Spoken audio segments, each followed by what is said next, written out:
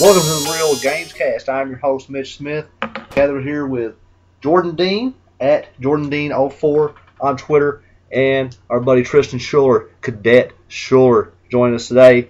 Here at the Real Games Cast, our objective is to bring you random topics of discussion every month centered around entertainment, either with movies, comics, television, or video games. If you couldn't get that from the name, now you know. Guys, we're going to bring random topics of discussion here. We're going to start with you, Jordan. What you got for us? What are we talking about today? Okay, well, I've been on IGN looking at their Game of the Years and Movies of the Year and stuff, and I just wanted to know what your guys' Game of the Year for last year is and what games you're looking forward to this year. Game of the Year 2014. Man, there's a lot of options. Shadows of Mordor was great. You know. Yeah. It was a great game. I got about 25 hours out of it. But I don't think it was the best game I played last year. I'm going to go with the best game that I played last year was probably Dark Souls 2. You know, it's just, you get so immersed in the story, and because the story isn't regular. You have to pick up all the items, read lore, little hints in the story, and it's connected to the first Dark Souls. And of course, I love Shadows of Mordor. I loved... What else came out last year? You know, other than Dark Souls, a great game. I can't wait to play that remastered on my PS4 when that comes out, along with all that DLC. Something else I really enjoyed was Dragon Age Inquisition. That was really good. My only problem with Dragon Age was the damn thing was too big. That game was too large. Yeah, didn't you say it took you like I was 180 hours to make the story? Well, I traded the game in. And when I traded in, I was 196 hours into the game. Good. And I had completed 51% of it. Like, my God. You know, thank you, BioWare, for giving me some bang for my buck, but Jesus Christ. Now, there comes a time when a video game, everybody always complains they want more content in a video game, but then sometimes there's too much. Another good example, Alien Isolation. Obviously not anybody's Game of the Year, but it was nominated for a lot of best horror games. You know, that game, my honest opinion, that was a really good game for the first 10 hours. Yep. They wanted to make a game that was 20 hours long, but they had 10 hours worth of material. They drug it out 10 hours too long. And after hiding in lockers for 20 hours, you're just like, man. Eventually, you lose the fear of the alien because you're like, oh, I just got stabbed for the umpteenth time. Right. I want to go back 3 steps, and now I'm going to try it again. That was kind of my deal with Outlast. You know, I kept getting destroyed by that big, fat, naked guy. I mean, it kind of got. I mean, the game's great. I mean, it was still one of the scariest games I've ever played. But it kind of. Well, you know, Outlast had done something different than any other horror game I've ever played, and that you had no kind of weaponry. Yeah. Yep. When you seen something, you just had to run. Yeah. That was all you could do is turn and run and hide. I got up to the point where the doctor's chasing you through after he cuts off your fingers. And maybe one reason I haven't played it since then is because I don't have the game. I played it on Jordan's PS4. Another reason is, Jesus, that part is just, it freaks me out. There's a guy, it doesn't matter where you're at, he knows where you're at pretty much. Here's a question. PT. I thought PT was fantastic. Yes. But could you you should really have seen this when watching me play it. Could you really consider PT a game that is a demo, nothing more than a playable teaser? Yeah. That's hell, it's why it's called PT. Could you consider that a candidate for Game of the Year? Even though it's, 3 hours?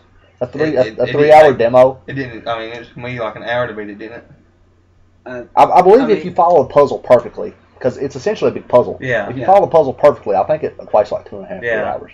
And then, in order to truly beat it, you have to, you truly beat it when you unlock that amazing Silent Hill teaser. And I don't think anyone's actually done that. I didn't know. And I got to the point where you were running around the hall with the eyes looking at you. Yeah. And I just didn't know what to do. Yeah. So I looked up the end on YouTube. Yeah, that's why I just went to YouTube and watched the trailer. But to that point, Outlast isn't my Game of the Year, but it was one of them that always comes to mind when I think about what my Game of the Year was. And I think because it times you how long you use the camera. Yeah. And I think I beat it in like 4.5 hours. Honestly, the best game that I played last year, from start to finish, that was the perfect length. It had the exact kind of gameplay I was anticipating. was South Park: The Stick of Truth. Told you. Yeah, I knew that. I told you that. I honestly think South Park was the best game I played last year. It was a fun, simple, turn-based RPG. I hate turn-based RPGs, but that game was a lot of fun. Yeah. It was South Park. I think that's what made it so good. It wasn't like that crappy N64 3D one. Yeah. You know, this game was South Park. I didn't play the South Park game myself, but just from watching, I mean, you can't tell the difference between it being the game and the show.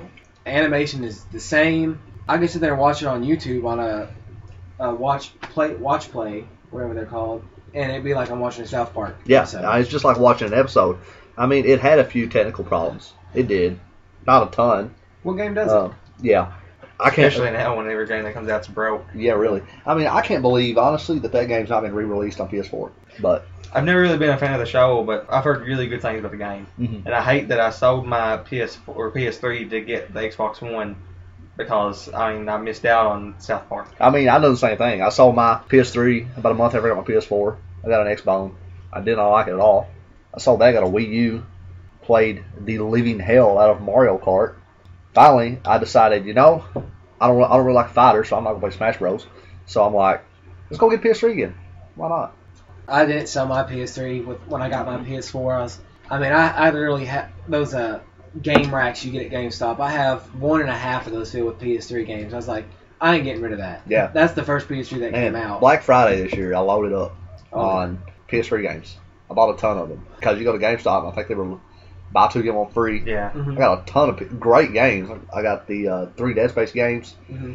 God of War. The Uncharted trilogy was part of that. And I'm getting like 9 games for like $40. It was amazing. But my game of the year, I think, is South Park. Stick of Truth. I think it was the best complete game that I played last year. Okay, for me it comes down between 2 games. And before I say what they are, note that I hadn't played Dragon Age, I've not played South Park, I've not played Dark Souls. I've not played a lot of games that came out this year. The Evil Within, I really wanted to play. You didn't miss anything. Wolfenstein, The New Order, I wanted to play. That was good. But the 2 games that I thought were head and shoulders better than any other game I played this year were Shadow of Mordor and Sunset Overdrive. I'm with you on Shadow of Mordor. I didn't play Sunset Overdrive because I got rid of my Xbone. Sunset Overdrive, I've been playing it. I got it middle of December, right before Christmas. And are you still playing it? I beat it. I just beat it like just a couple 2 of days ago. Like you just beat the story? Yeah. How long was the story? Well, I took about a week off to play through the Walking Dead season 1. How's the multiplayer? I haven't played the multiplayer. I hate multiplayer games. I mean, that's what they sold it on, though, right? It's meant to be a multiplayer game. Oh, I haven't noticed anything about multiplayer. Multiplayer games haven't had their very good share this year. We all know Destiny was a pretty big letdown for many people. Yeah. Even though people say they have loved it, for me, I played it maybe the first. That was the reason I got my PS4. I got the Destiny Glacier White PS4. Played the crap out of it. That thing is beautiful, isn't it? Oh, the only thing I regret is that it had to come with Destiny. I mean, I love Destiny that first week. Well, I mean, that's how everyone was. Everybody loved it for about 2 weeks. But then it just kind of let down. Everybody was like, well, we're doing the same thing over and over. It's a grind. Yeah. I mean, that game is essentially an MMO wrapped up with an FPS put on a console. And then the fact that it didn't have really a storyline to it didn't help at all. No. I mean, the voice acting, God bless Peter Dinklage. I'm sure he got paid a gob of money to record the lines for the ghost. But, man, talk about a guy phoning it in. Yeah. Yeah. No emotion, nothing. He just... It's like he was a robot. I know, but it's like he sat there in front of a mic and grabbed a script and just read. Well, we all know there's emotional robots. Look at GLaDOS from the Portal series. Or even Tars from Interstellar. Yeah. You know, Tars was probably one of the best robots I've ever seen in a movie. And who can forget Hal from the Space Odyssey? Yeah. I mean, you can have an emotional robot, even though if they've got that neat. Yeah. Hell, like you said, GLaDOS and Portal. It's probably the best video game done of all time. Or the villain in System Shock. It was like a virtual reality. I know what you're talking about. I just can't remember her name. Yeah, I can't think of the name of it. But me and Julie were talking earlier today. Chappie. In the new movie. God, Chappie looks fantastic. The whole movie is basically him trying to learn emotion, isn't it? Yeah. It's a robot learning to become a human. Yeah. So why can't this guy who's on Game of Thrones, one of the top-rated HBO TV shows of all time, Just Probably the most watched show HBO's Yeah. ever had. I mean, why not just put a little emotion into it? I mean, literally, like you said, just sat there and read from the script. Anybody can do that. I can do that. Maybe he felt like going from playing one of the. I mean, he's been he's won an Emmy for Tyrion Lannister. He's been nominated every year. I'm pretty sure that he's been on it. But I guess he kind of felt underutilized when he goes from playing Tyrion Lannister to voicing a robot. I mean, look at him in X-Men: Days of Future Past. He was okay in that movie. Yeah. But Peter Dinklage was not amazing. Yeah. All of our Trask. Well, I thought Trask was very underutilized in that movie. He was, but other than Game of Thrones, is there anything that Peter Dinklage has done that you've been like, oh man, Peter Dinklage was great in that? I think the only other movie I've known Are we him just from- overestimating him in the sense of he's great on Game of Thrones, Yeah. but is that really the only thing he's that good in? You're gonna think this is stupid. I think I know where you're going. Elf. He Yeah, played- that's the only other The thing. Yeah. Will Ferrell movie? Yeah, Yeah, he had a for little 5 cameo, minutes. I don't but like he Will was Ferrell, he so I was never watched that movie. freaking hilarious in it. He played a midget, of course. A children Who- book writer. Yeah, who was pitching an idea to Will Ferrell's dad. Well, Will Ferrell comes in after a date and he's like, "Oh, I didn't know you had elves that worked here." Peter Dinklage is like, "Don't call me an elf," and he just kept talking about his book. And then Will Ferrell keeps talking to him about knowing Santa, the North Pole, and finally Peter Dinklage just goes off on him, and they get in a fist fight. And Will Ferrell and Peter Dinklage got a fist fight. Yes. Yep, it was amazing. And Peter Dinklage whips him, basically. Jesus and Christ. Dinklage storms off and leaves, and Will Ferrell says, "Oh, he must have been a South Pole elf." So, I'm going with South Park. You went with I'm going to go with Dark Souls 2. Dark Souls 2. Make a decision right here. Well, Sunset Overdrive was one of the. I mean, I've not had as much fun That playing. came out when? Like Christmas? No, it came out in like September. I just didn't get it September or until October around or something. Christmas. Oh, okay, never mind. I've never had more fun playing a game than I have in years. Fallout 3 is probably the most fun I've had playing a game, and I might have had more fun playing Sunset Overdrive than it. One thing is, it is so hilarious. Oh my gosh. I know you really like the doggy or the dog or whatever his means. Those, yeah. Yeah. Those. There's a mission where you had to take this girl built a robot dog, and turns out that it's like some kind of vicious killer that just blows up anything it sees. I want to build on your question with two quick ones. First, your biggest disappointment 2014. What's the game that you played that let you down the most when you played it? First thing that comes to mind is Destiny. That is the first one that comes to mind. But really, from what I was expecting, those first 2 weeks, it went pretty well. Yeah. And I was having fun. But the thing is, I really don't think you can enjoy that game by yourself. The community died. Once in a sense. one of our team left, he couldn't play anymore. I mean, it just nobody wanted to play. And then there was a game. Oh, yeah, Shadows of Mordor came out like a week later. And everyone moved over to Yeah. Shadows of Mordor, and nobody really went back to Destiny. And then I now know. you try and join Destiny, and everybody's level 32. And you're so far behind, you Yeah. can't grind and catch up. I think I tried to play it 2 weeks ago, and I played maybe 10 minutes. And I said, I would sell this game, but Yeah. I only get $10 out of it. Yeah, I mean, even as a level 20, 21, or 22 right now, you can't really compete No. on that game. Well, that's my I point. couldn't compete when I was level 26. You said that's my very point. Yeah. At 21 or 22, which is already higher than what's supposedly the max level, you can't compete on the damn game. You know, trading value. You said you thought it was what, like $10? I think when I looked it up Let's when I was see. about to say it said $18.70. $13 right now at GameStop And see, with your power up card. Just- That power card look at $10.40. I mean, I know it's the first game I own for the PlayStation 4, so I kind of and plus I just kind of stopped selling games back to GameStop. I mean, I don't sell them at all anymore, so that's probably what I'm gonna have. Oh man, funny story. Went to GameStop the other day. I had my Fazoli's uniform on, and the manager looks at me and he says, "When are you people at Fazoli's going to start giving me a fair amount of food for what I pay for it?" When are you gonna start giving me a fair number of money? I looked at him dead in the face and I was like, "When you start giving me half of what you're selling my games for."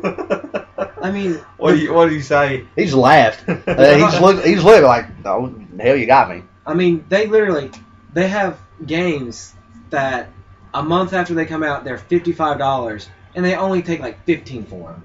I mean, that's not even close to half. I mean, NBA give me too. at least 25. NBA 2K15.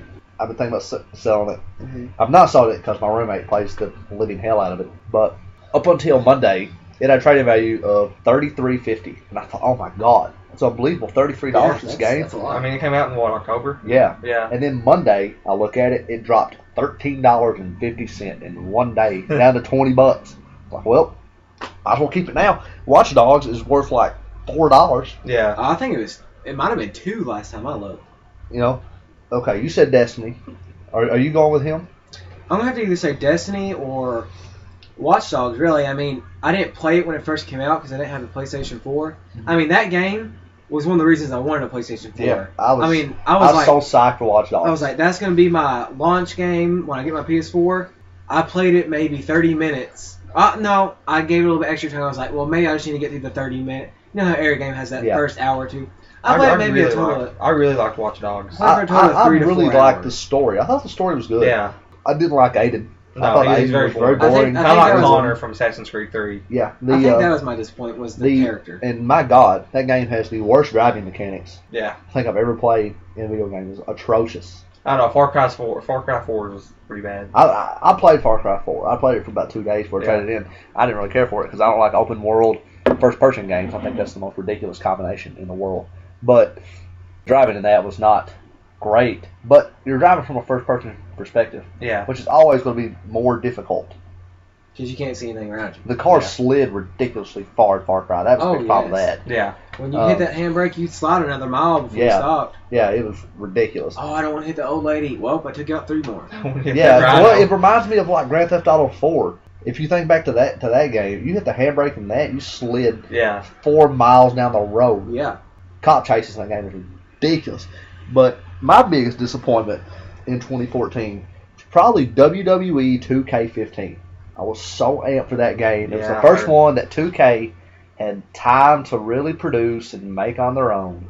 It came out and they stripped half the game modes out. The My Career, which I was so pumped for. Finally, a WWE game that realizes people want to make their own superstar and guide them through a career. What a crazy freaking idea. And they kill it on the NBA 2K, the My Player. Oh, yeah. That's a great mode. It's got stories in it. There is more storylines, I swear to God, in NBA 2K15's My Player than there is in WWE 2K15's My Career. In wrestling, it should be centered on freaking story. That's WWE for you. What was they did? Hashtag cancel WWE Network. What was the one, the boxing game where you had the story mode? Fight Night Champion. Fight Night. Yep. Fight Night. Was it Fight Night Champion 4? It was there's Fight Night Round 3, then there's Fight Night Champion. It was the 4th one. There was one that had like Muhammad Ali on the box versus like Mike Tyson. Yeah, that's Round 3. Fight Night Round 3. Yeah. Yeah, and it has a story to it. Like it's a wrestling game. How do you not have storylines in it? And I really expected the game to be pretty. I thought it was gonna be freaking beautiful. And it comes out, and Triple H looks good. The John Cena kind of looks like Caesar from Rise of the Planet of the Apes. Randy Orton looked good. Sting looked good. But, oh my God. Google the Vince McMahon character model from that game.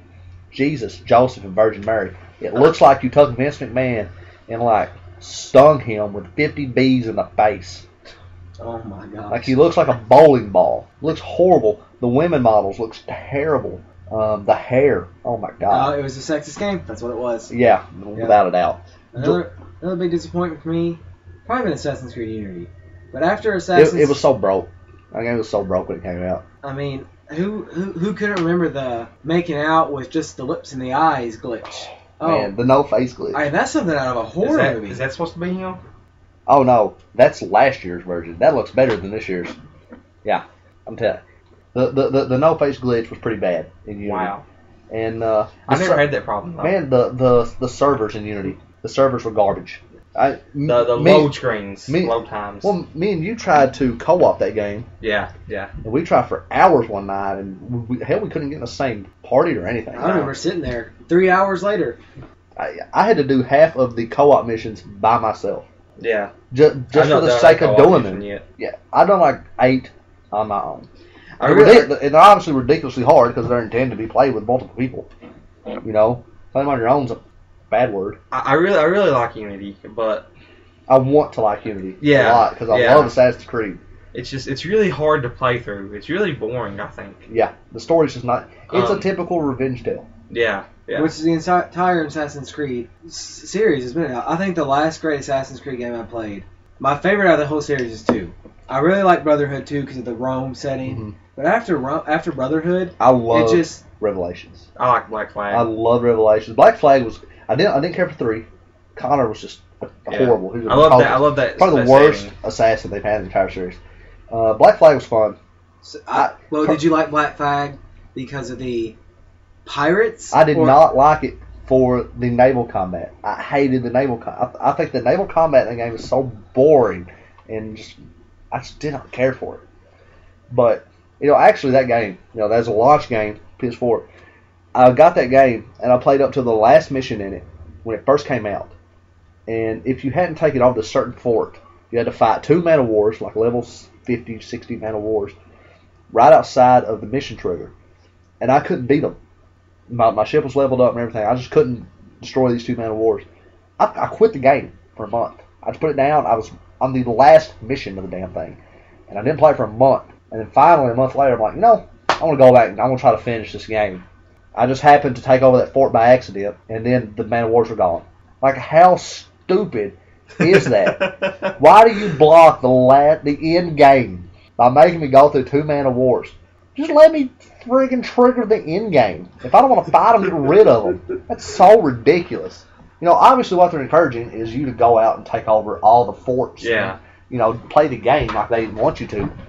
But Jesus Christ. We'll fall under your spell, Ubisoft. Well, apparently we will, because we all bought Assassin's Creed Unity. I did it. Like Ubisoft said, they actually said in an interview a couple weeks ago, I think it was someone at IGN asked them, why do you make these games every single year? And Ubisoft's president was honest. He was like, because people buy them. Yeah. If we buy them, they're going to make them.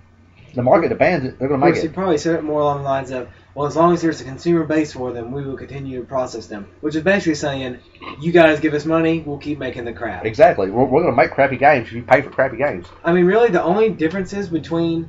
Assassin's Creed 2 is great. I mean, it was the most addition to the Assassin's... Like, look at Assassin's Creed 2. It's like different levels. Oh, God, yeah. Then there was Brotherhood, which added the Brotherhood system. Yeah. Well, in one, the first one was fun, and I think it had the best assassin, the most bad A assassin in the series. I mean, Ezio respected Altair. Yes, Altair was awesome. Yeah. But in that game, for what it lacked, you could still play it and go, I see what you're trying to do here. This is a solid base. And in 2, they took their base and they expanded on it. They gave you this huge open world, all these things to do, and that's what made that game really special. That's a really special game. As Colin Moriarty likes to say, it's a really special game. Yeah. But then they got too involved in that pre-civilization plot, yes. And I'm just like, I just want to stab people in the face. Why are you confusing me with the Apple? Just let me stab important political figures in the they get too it got too serious. Like, it was too into itself. Yeah. And the wrap up of the Desmond storyline in 3 was the best thing they've done. Just get rid of Desmond. Yeah. Unless you're going to give me a present day Assassin's Creed, which you're not going to do because they've said they don't want to animate cars into it. Yeah. I don't know why. Watch Dogs, that's what happens when Watch Dogs proves why Ubisoft doesn't want to animate cars. Obviously, it's kind of ridiculous to me, but I mean, why not? I don't understand why they couldn't have just done Assassin's Creed and not even had them. Don't even have the animus in it. Just let it be literally, just let it be what it is, an assassin simulator. That's basically what Unity is. Yeah. Really. I mean, you don't even go into the present day. You just hear a voiceover from it. From what's her name, Rebecca? Yeah. Yeah. I thought Rebecca died. No, that was Lucy. Yeah. See, why couldn't they have taken that Kristen Bell's and put it in the very beginning? Just say, here's an assassin. Here's what you gotta do. Go for it. And then how instead of that, we all know there's stories out there about the Templars being bad knights. Oh yeah. I mean, you could have spun that any which way. And if you want to do a modern day setting, okay, maybe it worked up to that. Yeah. Maybe take some ideas from Grand Theft Auto 5 for your cars and whatnot, so you could have a modern day assassin. I mean, look at Hitman. Hitman's a good assassin's game. There's good modern day assassins. Just stop making them every year. I mean, Hitman doesn't really use cars. Yeah. I mean, you don't have really to. No, but Hitman's also not open world in a sense. It's a very small, limited open world. What was the last part of the question that you wanted to bring up? The 5 games that you're looking forward to this year. But Five. I think we probably spent too much time on my question. 5 games, 2015, real quick. I think we can all agree on Uncharted 4. Yeah. Arkham Knight. We can all agree on Batman Arkham Knight. There's another one that we could all agree on. We can all agree on Bloodborne. That game's going to be fantastic. I'm going for Bloodborne. I really want to like Bloodborne, but I'm going to suck so bad at it. Well, of course, that's half the fun in it. Half the fun in Dark Souls and Bloodborne is dying. Is throwing your controller through the TV. I did it multiple times. Don't worry about it. You won't be the only one. Yeah. Now, these last 2 is probably where we're all going to vary. Well, you said Evolve earlier. Yeah, I'm going with Evolve. And I don't have it yet because I got my money saved for Evolve. But if they come out with something between March and like July, if there's something that comes out then, or maybe early October, because we all know if Uncharted does come out, if it doesn't get pushed back, it's probably going to come out in November. Yeah. Late October. No, actually, some Walmart in the UK screwed up and leaked an expected October 1st release date for Uncharted 4. Wow, that's earlier than I expected. Like, they posted it on Walmart.com's page. It was like, pre-order now, ship date October 1st, 2015. But Okay. I'm willing to bet my left foot that Uncharted is going to get pushed into 2016. Yeah. I think they will announce that at E3. And when they announce it at E3, I think they're going to announce an Uncharted HD trilogy. I think that's a fairly safe bet. Yeah. Maybe throw in the Vita one. Yeah. Bring it into the pack, which I think is better than Drake's Fortune. That game was really good. Yeah. No. The Golden Abyss? Yeah. I really want to play it. I just don't want to spend $200 on a Vita. Yeah. Like the rest of the world, you just don't want to buy a Vita. Yeah, I don't want to spend $200 to play Uncharted and Tearaway. Yeah. Or, I sold my Vita, and I kind of regret it because I really, really want to play Freedom Wars. I want to play Freedom Wars so bad that I'm not going to go spend $200 to play Freedom Wars. Or Borderlands 2, which is now coming PS4. Yeah. So why would I do that? But other than the 3 we agree on, or at least me and Schuler agree on, Bloodborne and Batman and Uncharted, I'm really excited for Witcher. See, I would be excited for that, but I hate jumping into the end of a series. I like maybe. Well, I mean, we can't even play the first one. It's not even on console. Yeah. I did play Witcher 2 on Xbox 360. It was really good. I mean, I really like Witcher 3, and I might get it just because monsters are my thing, but I know I'm going to be totally lost in the story. And this is literally the first one that has came to PlayStation 4. Yep. I mean, to PlayStation, period. Not 4, but to PlayStation. I think that's going to be really good. And despite all the negative press that it gets, I'm still excited for The Order 1886. Yes. I'm extremely excited for The Order. That was my third one. The Order may come out and be absolutely awful. But, man, it's going to be pretty, and it's going to play like Gears of War. Yeah. And I'm fine with that. I love Gears of War. It's a great series. Fun gameplay. Nothing special. Yeah. But it's shoot things in the head, watch them blow up. And it's pretty. It's got werewolves in it. Boom. There we go. That's all you need. Of course, I hope that they don't just have werewolves. Like, I hope, because they say mix in vampires, stuff like that. Mix in anything. You would like vampires, wouldn't you, Shield? I would like vampires. You can't have a werewolf without a vampire. As we know, Twilight guy. Hey, no. Vampire Diaries. That's an insult. Twilight is not me. No. Vampire Diaries is different. Teen Wolf was good up until season 3. Then they lost me with everything they put in. Okay. They're straying away. Yeah. Okay. Let's get on to your topic. Schuler, what do you got for us? So everybody knows the slew of superhero movies that are coming out in 2015, 2016. Yeah, there's 1 or 2. But then you gotta look. What is DC's strategy with they're separating their movie universe and their TV universe. But now their TV universe is even split. As we all know, we got Arrow and Flash together. And of course, they got Atom, Firestorm, all those together. But CBS making Supergirl? Yes. They just released a statement that there's not even a possibility of a crossover. Why is DC constantly screwing us over with that? I mean, you also have Gotham on Fox. Yeah, and that's like its own thing. That has no potential for crossover. That doesn't even tie to the. That doesn't tie to the movies. It doesn't tie to the TV universe. It's just there. I love DC more because I think they have better heroes. I love their heroes. But Marvel right now, they are playing it smart. They established their base with Iron Man in 2008. I mean, their movie is tying to their TV, which ties into their Netflix series, and it's all one big cohesive universe. It's smart. I mean, of course, everybody's going to love Batman vs. Superman when it comes out. But then again, you can't relate anything in Batman vs. Superman to anything that's going on in the... Right. And how many people were mad when they learned that Ezra Miller was supposed to be the Flash? Yeah. I mean, the last movie I know him from is The Perks of Being a Wallflower. Where he played a gay kid. I mean, of course, I can overlook. Nothing wrong with that, but I know Yeah, because Justin played a gay kid on Glee. That's Who's true. it's like Yeah. Jared Leto was a transvestite, and he won an Oscar for it. So I'm looking forward to that. So maybe Ezra Miller can surprise us all. But you already have Grant Gustin as the Flash. a very well established Flash. Yes. I mean, that show's doing pretty good on Yeah. CW. It's Yeah. better Highest than rated the show they Arrow. Yeah, You I know? mean, why can't by DC? far the highest rated. Yeah, by like 3 points. Or Yeah. something like that. I mean, why can't DC just? I mean, I know they don't want to copycat Marvel, but why are you gonna? Don't fix something that ain't broke. Yeah. Of course, You know, to a point, I can understand them separating the movie and the TV universe. multiverse. Like, yes, to an extent. But what kills me is what you pointed out. There's right now 3 separate TV universes.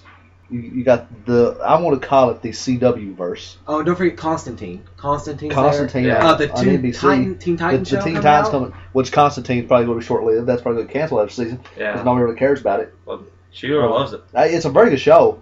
But it's Yeah, just I'm got not enough saying it's a fan bad base. show. It's not getting watched. Yeah. Plain and simple. No one's watching that. You know, it doesn't help that NBC stuck it in the death spot at 10 p.m. on a Friday. I mean, put it on. If you're gonna put it on a Friday, put it at like 6 or 7 or something. You know, or the- before they go out and party. the last show that the show that Constantine replaced at 10 p.m. on Friday is Hannibal, which probably I think is the best show on television, and Which I really want to see. and they put it there simply so they could say it gets decent ratings for that time slot, but it looks really good in their portfolio. Like, it's critically loved, so they've won it on there. Yeah. But I mean, Jeff Johns is a smart guy. Yeah. You know, he's a smart guy. He writes great comic books, but I don't know. I'm like you. I don't understand what they're doing in separating all these different TV universes. Well, we can't look at it. DC's not the one doing it. It's Warner Brothers. It's Well, Warner, yeah. Warner Brothers is literally Man, just screwing imagine. DC over Just imagine if Disney would have bought DC Comics instead of Dang. Marvel. instead of Marvel. Think we'd be saying this stuff about Marvels because Yeah. they wouldn't be connected. Right. We'd have everybody would be lauding. We would have had over Justice Batman. League 3 years ago. Yeah.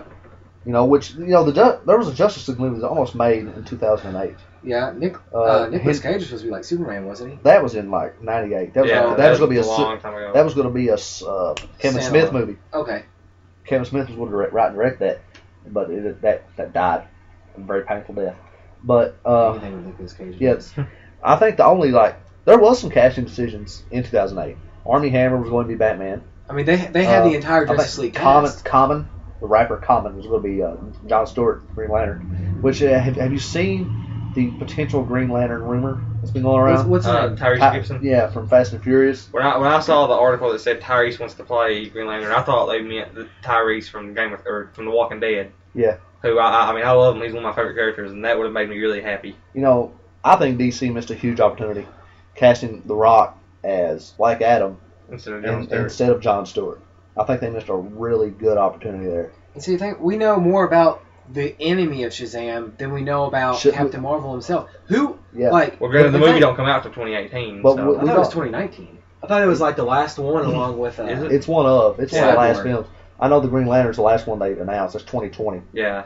But I mean, why announce The Rock as Black Adam Like 5 years before the movie? Yeah. I mean, honestly, when they was happening, everybody was big. Now, who could care less? Because it's like, okay, well, I have 5 years in the movie. Good luck, Rock. Play the Yeah. 20 movies you played You between know, then. he don't know who his director is. He don't know who's writing his movie. Yeah. But he signed up for it. Unless they already know all this, but they're just not telling. They anyone. just not announced it. But I mean, I feel like Warner Brothers probably already knows who's playing. but Shazam. if you've already got actors and a director and a screenwriter and all this stuff lined up, hell, just go ahead and make the movie. Yeah. Why wait till 2019? Now, I mean, anytime The Rock's in a movie and it's in the box, it's going to make $100 million. Yeah. Especially whether if it you sucks have, or not. especially if you have who I want to play Shazam, Mark Wahlberg. Which, I would love Mark Wahlberg. Mark as Wahlberg Shazam. and Dwayne The Rock Johnson, you already know they work well together from Pain Game. Yeah. I mean, that's true. they'd be a perfect fit. Both That's of them true. are huge box office draws. The thing about the comparison and contrasting between Marvel and DC movies right now, though, is Marvel has had time to establish their universe. Mhm. They've got their individual heroes. They all have their backstories, but DC is just jumping right in.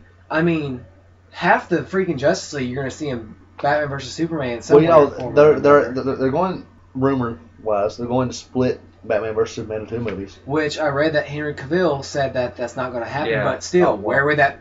Who would just make that? I feel like that would be smarter.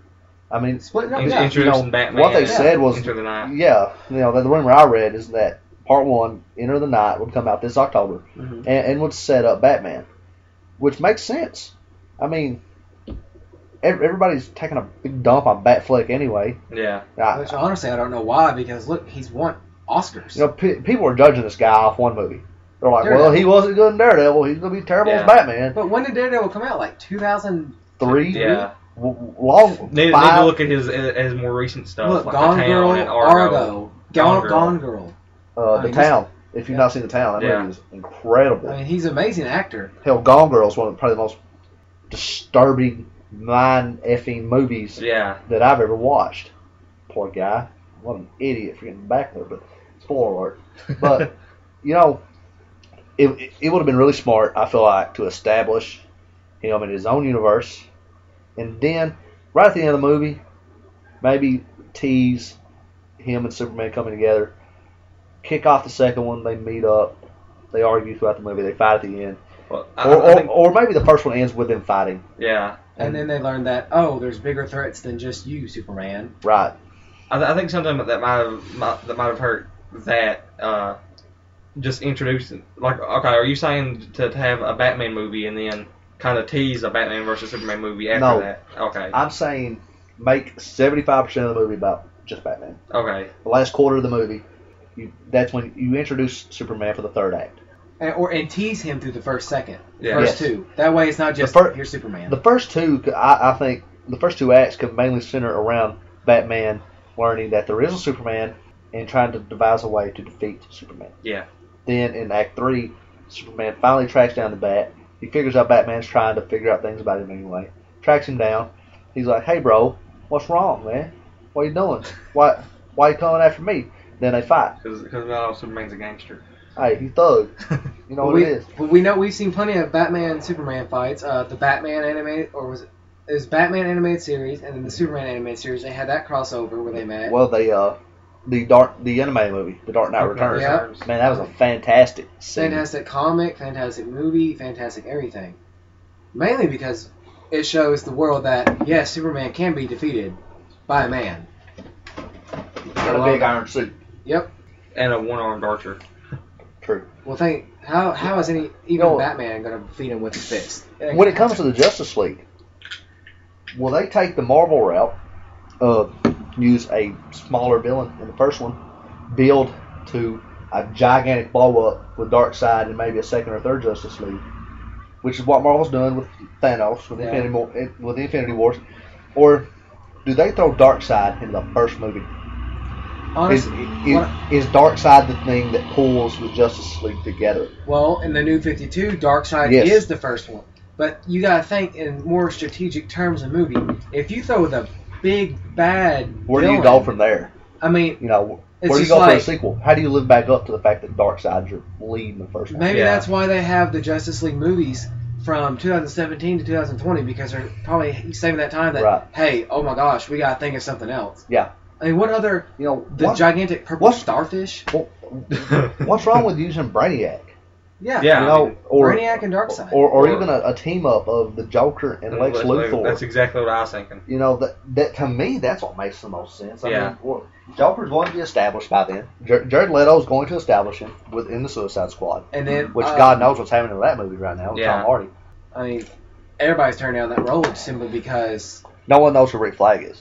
I don't know who he is. And you know, another part of that is everyone knows that Will Smith is going to be the graceful hero in this movie. Will Smith would not have signed on to play Deadshot if he was not going to be portrayed as the hero. Yeah. We all know he's not going to play second fiddle to anybody. He's just not. We know Will Smith's going to kill people because he's a Deadshot, he's an assassin. But it's like one of those anti-hero moments. We all seen the cool hero. Yeah, Assault on Arkham. Assault on Arkham. You know, Deadshot and Joker fight. It happens.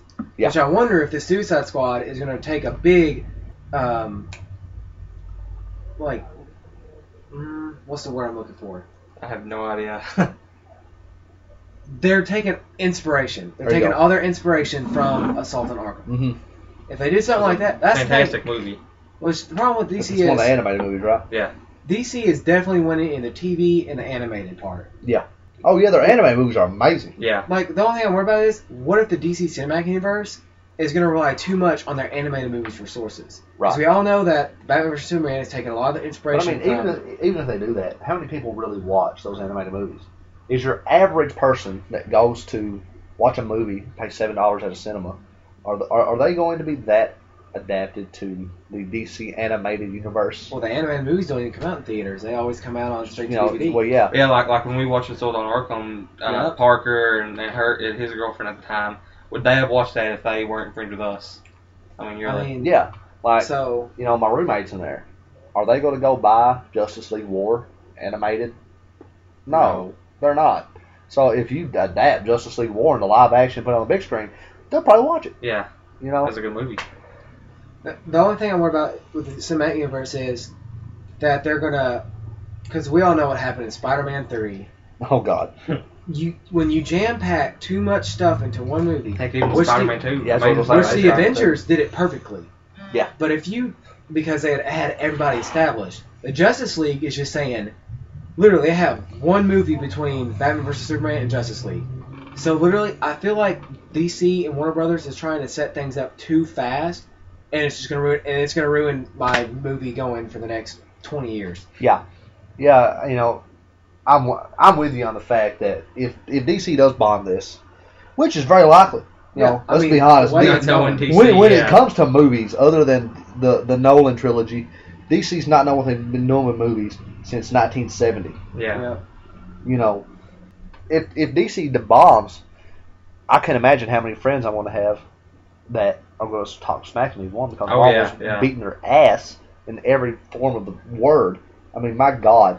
But I think even if it's not critically loved, Mhm. it's going to make a ton of money. Oh yeah. I mean, let's be honest. You know, look at it like this. The Avengers grossed, I think, 1.5 billion Something like that. Almost But- 2 billion. by the end of its toll.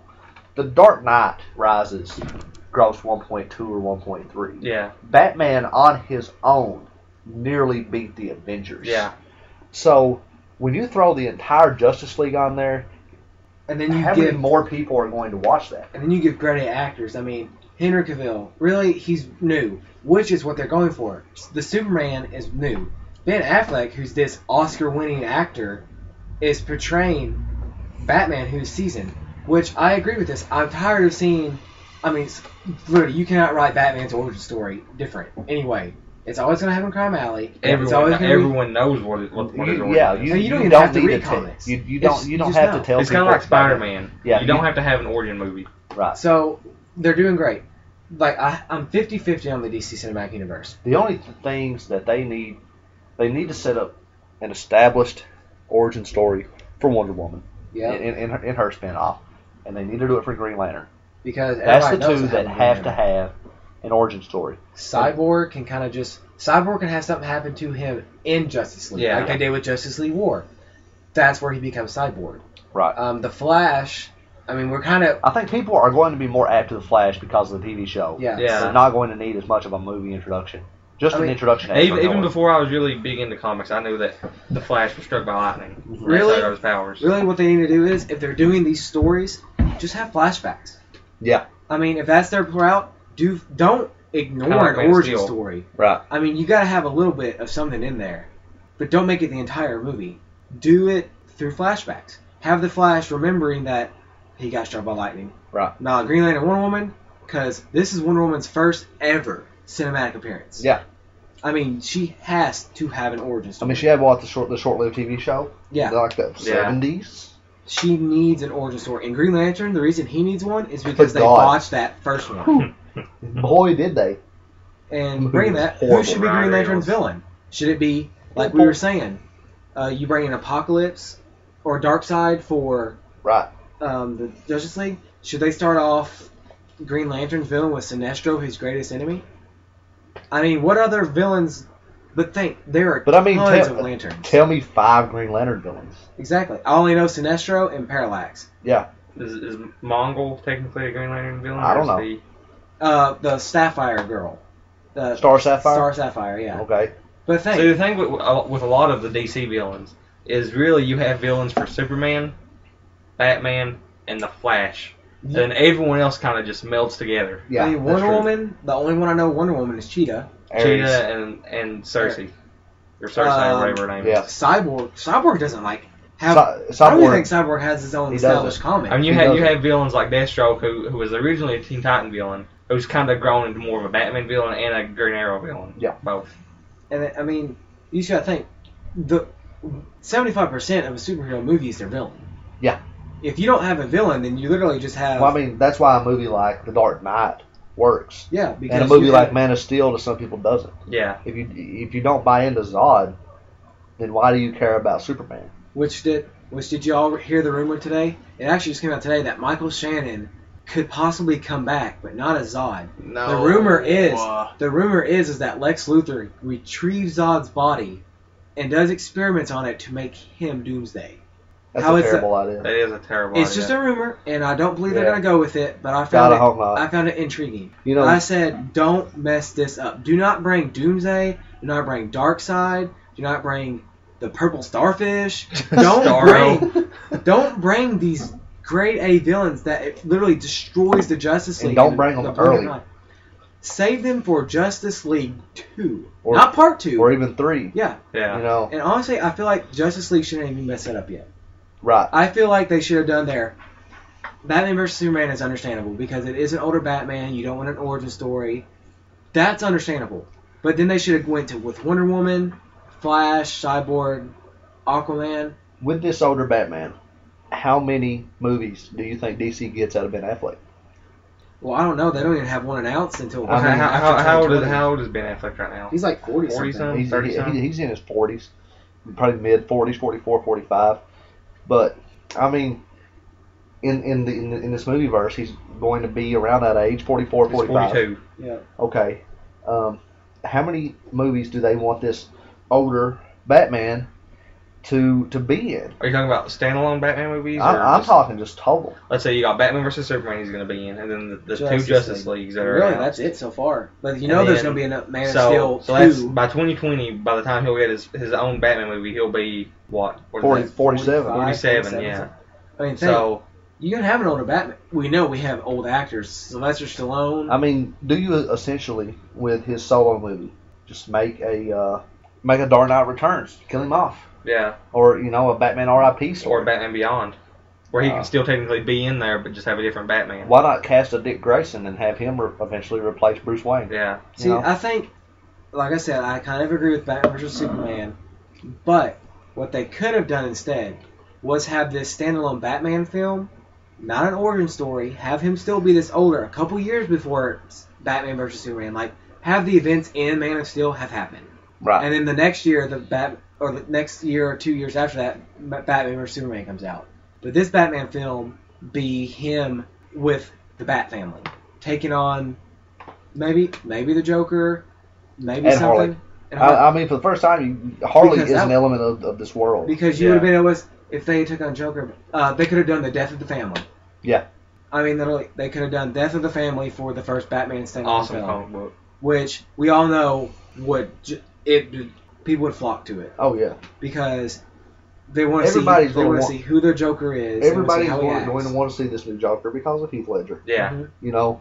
Ledger's performance is so iconic that everybody's going to want to see how do they expect Jared Leto to top this. Which I have faith in him. He is an Oscar winner. I mean, to put Did- yourself did into the role. outstanding. To Dallas put yourself in the Fires role of a transvestite and you're not one, to Right. be that way, that means you are dedicated. And I've read that he completely consumed himself in that role. He actually went out in costume. Leto or Leto. yeah. Well, similar to what Yeah, Ledger done with Ledger the did Joker. the same thing. Leto went out in the public several times in costume, like went grocery shopping in costume, Yeah. just to see how people would react. Mhm. And it's one of those things you read and you're like, it's kind of incredible. Now, hopefully, Jared Leto isn't going down the street in a Joker Well, yeah, costume let's all hope that he doesn't kill himself. because Yeah. he's going to get shot. Somebody's going to shoot him. Remember that's who the guy with the orange hair God, who yeah. shot at the When- Dark Knight Returns. That's Rises, exact- but yeah. Oh yeah, Dark Knight Rises. That's that was a pretty bad piece of press. Yeah, but I can see Jared Leto being like Heath Ledger, sitting in a dark room, but now there's obviously a lot more Joker because you got the death of the family, you've got Batman Endgame, which is the new 52. Do they go with this new 52 Joker, this version that's cut his face off and stitched it back on? And that I don't know. Well, the new Batman Endgame, it looks like his face is back. Like yeah, well, I mean, this current Joker is a much darker, creepier Joker more insane than you've ever really seen. He's not funny anymore. Yeah. Heath Ledger's Joker was good, but if they do the new 52 version with Jared Leto, it's going to be like watching a horror movie. Yeah, I mean, I agree. if I had children, I probably would not let them. And I watched it first, and I saw how if it was the new 52 Joker, I would probably not let my kids see it because they would probably have nightmares. Yeah, I wouldn't want to see or let my kids see the Joker proposing to Barbara Gordon with her mother's ring still on her finger. Yeah, it's just her mother's severed finger with the ring on it. I mean, his jokes, well, we all know they used to be funny. Some were highly. Now it's like dark comedy. He's very sadistic. Sadistic jokes. Have you ever read the Injustice comic book? Like the first issue? Oh, I mean, look at that. He just kills him for no reason. The scene where Batman's interrogating him, he's like, "Why'd you do it?" And he says, "Well, maybe the same reason why I beat that kitten to death with a dead puppy the other day." I mean, look, his jokes just come out, but they're dark. And it's not jokes. It's those jokes where you're like, did he just say that? Right. And then you realize he did. Yeah. I mean, which I would love to see that kind of Joker because it'd be something never been done before. Heath Ledger, he was great. It was a dark movie, but then again, he was killing people. Yeah. You don't mention in a movie that you beat a kitten to death with a dead puppy. But is that something you can say in a PG-13 movie? Depends. What is The Dark Knight rated? Is it a PG-13 movie or is it rated R? It's PG-13. They're all PG-13. Which, I mean, the MPAA is much more relaxing on those ratings now than they've ever been. Mm-hmm. I mean, I can't believe that Transformers Age of Extinction was not rated R. That movie should have been rated R. Really? Yeah. Had a lot of bad language. But for language. Well, as long as I think I remember reading, as long as a film does not say the F word in a non-sexual way more than once. Yep. Then it's PG-13. It's PG-13. That's so ridiculous. I don't see why they don't just get rid of that system completely. Why rate movies? Parents know what to take their kids to. Yeah. I'm not going to go take my son to Michael Myers movie. Yeah, I'm not taking a 4-year-old to watch Nymphomaniac. But I'm going to take him to go watch How to Train Your Dragon 2 or the Lego movie. Or Paddington Bear that just came out. You can... Don't even get me started on a Lego movie. You can look at a movie... Biggest Oscar snub this year. You can look at a movie and say, okay, that's appropriate for my kids. Trailers usually give you enough to let you know. I mean, that Fantastic Four. I mean, my God. We're to the point with trailers now where if you watch 2 or 3 trailers, you can piece together an entire whole movie. Yeah. I mean, Amazing Spider-Man 2. They released 5 trailers in the span of a month before the movie came out. But then the movie came out and it had nothing to do with the trailers, which is a bad move because everybody's expecting this whole Oscorp's been watching you, Peter Parker. Right. And then it's just, that never happened. Right. And Amazing Spider-Man 2 would have been a whole lot better if they had just stuck with Electro. Yeah. Rhino shouldn't have been. Rhino was featured on the box art, on the poster. He was in the movie 2 minutes. Yeah. And then the Goblin. God. Don't have Brung in the Goblin. Even though Dane DeHaan did. He was cool. That's the thing. He was a good Goblin, the actors in the movie were great. But Electro, he just gets pissed off at the screenwriting, the writing, that terrible. It's all of a sudden like so terrible. The cameras are on Spider-Man. Oh my gosh, I hate Spider-Man.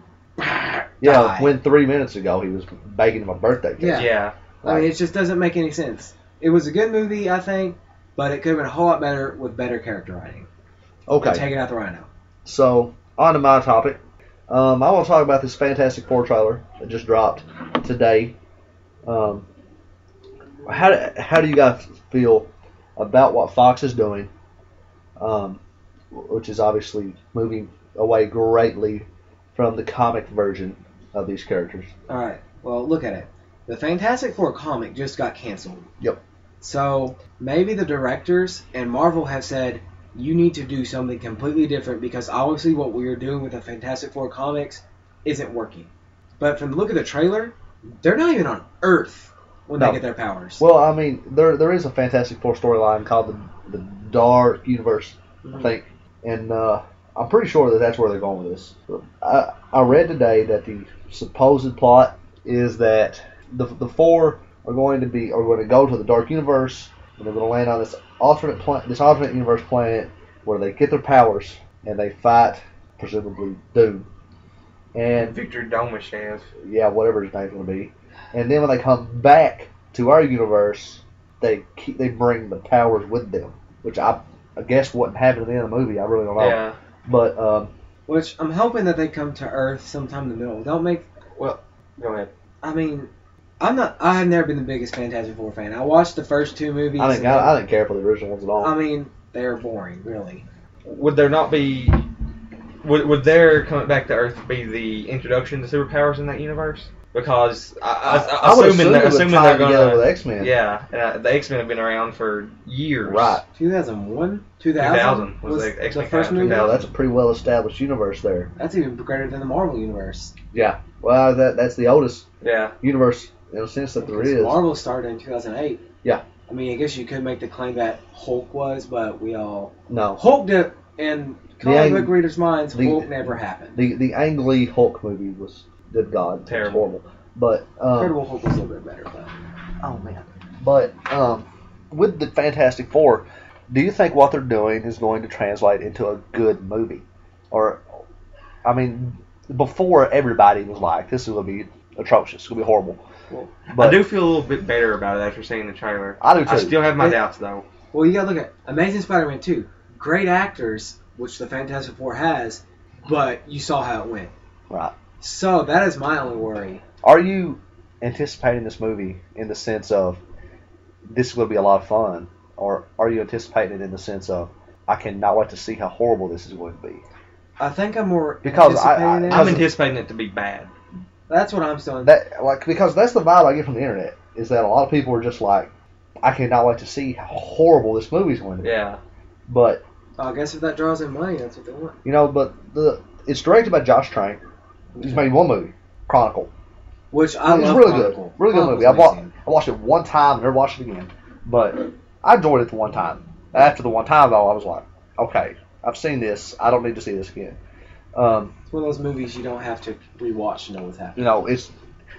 I like how they flash at the beginning of the trailer, written by Simon Krinsberg, who brought you Days of Future Past. Mm-hmm. They don't seem to mention that he also brought you X-Men Origins Wolverine and X-Men The Last Stand. I don't know why they don't want to point that out, but I say with the utmost sarcasm. But sure, Krinsberg has this one good movie on his credit. X-Men Days of Future Past was fantastic. Origins Wolverine, we're going to pretend that didn't happen. X-Men The Last Stand virtually now didn't happen. Yeah. Thank goodness for Bryan Singer. Maybe the X-Men Origins Wolverine didn't even happen because of this. Right. Well, yeah, I mean, because you saw where, spoiler alert, the end of Days of Future Past. Yeah. Mystique was what's his name? Stryker. Yep. Yeah, Stryker. I mean, I feel like with the return of Singer, he's come back and kind of fixed that atrocity. Yeah. Of course, putting that is from the guy that wrote Days of Future Past is smart, just to give people hope. People go to see Days of Future Past, they're going to think, oh man, I love Days of Future Past. This movie's going to be great. I don't know why they don't put that from the director of Chronicle. Maybe because the movie didn't make a ton of money. Yeah. But it was a highly critically it was loved. Yeah, everybody loved it. I loved it. It was a really high quality movie. It was good. It kind of redefined the whole handheld. It did. We all know Blair Witch Project started that. God, it's hard enough to make a good handheld movie like that. Yeah. It's very hard. I think the only three that I've really enjoyed have been Blair Witch Cloverfield. Project, Cloverfield, and Chronicle. And I mean, Cloverfield had the involvement of J.J. Abrams to help it out. Yeah. Having J.J. Abrams on board, I was going to make the movie better. But with Fantastic Four, I feel like they have something there. We just don't know what it is. I mean, Miles Teller is highly charismatic. He's a very good actor. I mean, they got some great young actors. Kate Mara, everybody loves her from House of Cards. Yeah. Michael B. Jordan has been nominated for an Oscar. Yeah. For Fruitful Salvation. It's a really good movie. He's really good. He's just not done a ton of movies. What's the thing? His name? Jamie Bell. Jamie Bell. And then even Dr. Doom, Toby Kebbell. Yeah. I mean, was he? I know he played Koba in Dawn of the Planet of the Apes. Koba. Yeah. But I feel like he played something. Did he play in Lone Survivor? Yeah, he did. Yeah. Yeah, he did. He did real good in Lone Survivor too. Yep. So like I said, they have the good actors established. So I mean, maybe you got good acting. You have a good director. Josh Trank is very good. I mean, of course, the X-Men movies weren't that good, but then Chronicle, Days of Future Past, his recent ones are good, which means he's probably learned from his mistakes. Right. So maybe now he's like, okay, can't do this, but we are going to do this, and people are going to love it. And I think the reason people are saying this movie is bad is simply because it strays away from the comics. Yes. People are always going to crap on that. Johnny Storm, I'm not racist, He's but black. he's black, And which we all know. the internet melted down for 6 months after that. But then again, you got to think, from the looks of the trailer, I don't know what his name is, the doctor that's about to send them off, he's black. So I'm sitting there thinking, maybe it's not Johnny Storm who's out of place, but now it's Sue Storm. Maybe she's adopted, or Dr. Franklin Storm is the doctor. there you go. So now we know it's Sue Storm is out of place. Kathy. I don't know. So yeah, so Sue Storm is the one that, yeah. So they already turned that around. They said, okay, you think Johnny Storm's out of place? We'll make sure it's Sue Storm. You know, but honestly, I really don't have a problem with the color of his skin. my goodness, this writer, Simon Krinsberg, you know, like I said, he does have Days of Future Past on his resume. He also has This Means War, Tom Hardy and Chris Pine. Yeah. Fun movie, but God, it was horrible. Sherlock Holmes. Okay. Jumper. Horrible. Yeah. And X-Men. X-Men The Last Stand. Mr. and Mrs. Smith. And, That was okay. And XXX State of the Union. Triple X State of the Union with Vin The Diesel. only two movies on this list that I've actually liked. I like the Sherlock Holmes movie and Days of Future Past. Past. He's also writing Apocalypse, X-Men Apocalypse. Okay. So, of course, he's had a bad past, but it seems he's now, like I said, he's now established himself as, I know what I'm doing. So, with the trailer, actually, it has been confirmed that this movie will exist in the X-Men universe. Yeah. Okay. That is confirmed. So the plot on IMDb also says 4 young scientists achieve superhuman abilities through a teleportation experiment gone haywire. They must now use these abilities to save the world from an uprising tyrant. which is obviously going to be Victor Von Doom. Victor Domashev. In the trailer, there are, I think when I count it, 6 people that go with them. Yeah. So we can obviously assume the 4 heroes, Doctor Doom. Who's this random 6 person? Is this 6 person just some no-name character that dies? Apparently Doctor Doom is not a scientist in this. He's like he's like an internet hacker. Yeah. Blogger. So something. is he going with them? Like, that's what I was saying. Okay, I expected the 4 heroes to be there, but if what I think they could do with the whole Dark Universe thing is maybe they go into this universe, they have their powers. Maybe in that universe, Victor Von Doom is very different, and he comes back with them into our universe. You know, bringing superpowers with him. Maybe he kills the little blogger guy. That's his this universe self. You know, who knows? You know, Josh Trank knows something really weird with Chronicle. Chronicle's a weird movie. Yeah. You know, so obviously he can pull off that kind of supernatural, weird stuff. Yeah. But the trailer, like we said, it gave me hope that the movie's going to be better than what I thought it was going to be. You know, it's coming out in August 7th.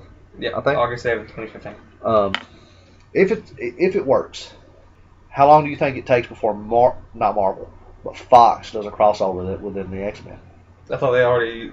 Isn't I there thought a that's rumor? already been rumored. Isn't there a rumor for 2017? I have no idea. I feel like Fox came out with a list of their works, and they actually said untitled X-Men Fantastic Four crossover for 2017. Okay. When's Channing Tatum's Gambit movie coming? 2016, I believe. Okay. Okay. I think it's 2018. Yeah, 2016. 2016, we're going to get Gambit. Then in that one is Gambit in the X. Deadpool too. Gambit's also in Apocalypse. So Gambit's in Apocalypse. Is Deadpool going to cross over in this movie? Are we going to have Deadpool, Gambit, the X-Men, and Fantastic Four? You know, first off, who knows how successful Deadpool's going to be? That's a movie that really needs an R rating that it's not going to get. Yeah. The movie's going to be rated PG-13. I mean, you can make, as we've seen, you can make PG-13 movies, but the thing is, it'll be rated R if there's even one splash of blood. Yeah. The Avengers was supposed to be rated R because when spoiler alert if you haven't seen the Avengers and you've been living in a rock, when Loki kills Phil Coulson, there was originally a blood splatter, and he spits up blood. They had to edit that because they were going to write it R. Yep. So, honestly, you cannot make a Deadpool movie. You could probably do... It's going to be watered down just like the 2014 RoboCop movie. Yeah. You know, I don't know if you guys seen that. I but, saw it. It was pretty bad. If you've seen the original RoboCop, there is gallons of blood spilled in RoboCop. And then in this new one, he uses like a stun gun. That way he doesn't kill anyone. Or I mean, there's no blood. Not gun on Agents of S.H.I.E.L.D. Yeah. The Deadpool, I've never been following too much, but we all know what it is. He's the merc with a mouth, so there's got to be cussing in it. And he's a freaking assassin, the greatest assassin in the Marvel Universe. He's got to kill somebody. He did kill the entire Marvel Universe. Yeah. The test footage that they leaked earlier. I don't think that was bloody. I don't think he essentially has to cuss as much as he just has to be a real smartass. Yeah. The entire time. You know, he can get away with... Have you seen the test footage? Yeah, numerous times. But like I'm saying, there will probably be more than one F-bomb in that movie. Do you think that the Deadpool movie will be CGI heavy, or is it going to use a lot of practical effects when Ryan Reynolds? Like, is Ryan Reynolds going to actually put the costume on, or are they going to CGI a Deadpool? Like they did the test footage? Yeah. I hope not, because even though that test footage looked great, I would like to see Reynolds just put the costume on. What would be the point of hiring Reynolds anyway? Yeah. Because if you take Deadpool's mask off, you won't be able to tell. Well, I mean, he could always mocap it. Well, yeah. He can mocap and then provide the voice. But why would you do that? I mean, Wolverine's basically the same thing, except he just can't heal as fast. And I'm looking at it from the aspect of what's going to be these insane assassin moves that Deadpool's going to have to pull off. A lot of sword fights, a lot of pinpoint action, which you don't need CGI to do pinpoint action with a weapon. But I feel like Deadpool has enough crazy martial arts stuff that maybe. But then again, you always bring a stunt double in, it's really good and stuff. Put a mask on them. They don't have to see. They can't just CGI Deadpool just walking around and talking. I mean, right. That's Ryan Reynolds. He is Deadpool. Maybe do what they do with Legolas in the Hobbit movies and Lord of the Rings. When he's fighting, everything that he fights is CGI. Yep. Which I really don't agree with that, because the one thing about the Hobbit movies, in Lord of the Rings movies, he wasn't really CGI'd. I mean, the Hobbit, especially Battle of Five Armies, the last one. As much as I loved it, the last hour of that movie is basically like watching a big video game. Yeah. It's all CGI. CGI. There's a character that's just CGI. They couldn't even bother getting an actor. I mean, movies today are too reliant on CGI that it really weathers down the movie experience. Because it's like, I'll just go make this on my computer at home. You rarely have guys like movies like American Sniper and The Baby. Yeah, make fun of it for not having enough good CGI. Have you heard the story of what happened with that? Why can't they just have an actual baby? Yesterday. Man. He told me. Okay. Yeah. Have you seen the movie? Yeah, we watched it. Okay. The scene where Chris Kyle, Bradley Cooper, is rocking the baby. He's got the baby in his arms. Yeah. And it's very obviously a plastic doll. Yeah. Like anybody with half a lick of sense can see this is a plastic doll. But they act like it's no big deal. Well, the whole reason they had to use the plastic doll is the actual baby was sick, and the backup baby was a no-show. The stunt baby was a no-show. Stunt baby, yes.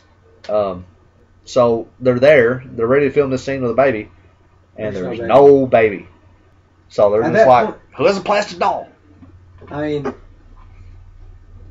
well, I guess you can't hurt them for trying, but yeah. Well, I mean that's kind of the same way I look at it. Like, they obviously had to film the scene. They're not going to cut it out at that point. Yeah, because that was a pretty emotional scene for them. Yeah, that's a big scene in that movie. Yeah. I mean, they could have taken the baby out and had it sleeping in the crib. Well, that's true. You know, I mean, there's probably ways they could have done it to make it look a little less ridiculous. Yeah. But we're also talking about Clint Eastwood, who doesn't use CGI like at all. And he seems to be a fairly stubborn guy. I can imagine him just being the guy that's like, no, I'm not changing it. We're putting a baby here. Yeah. I don't care what kind of baby it is. You know, I could picture him being that guy. Mm-hmm. You know, which it's probably the best movie he's directed. No. Gran Torino I liked a lot. $1 Million Baby. That's where I was going. Was $1 Million Baby. All I can think of is his last two disasters of J. Edgar and which I don't know how anybody makes a bad movie when Leonardo DiCaprio is your star. Yeah. And Jersey Boys. Yeah. Oh man, that was horrible. What a box office tank that was. We're gonna wrap it up. Everybody that's listening, I appreciate you tuning in to the Real Games Cast. Again, I'm your host, Mitch Smith, at John M. Smith 15 on the Twitter. Hit me up, follow me. Here with Jordan Dean at Jordan Dean 04 and the Twitterless cadet Tristan Schuler. I'm sure you can find him on Facebook if you really want to talk to Schuler. I don't know why you would. But thanks for joining this week. We can't wait to do this again. You guys have a good day.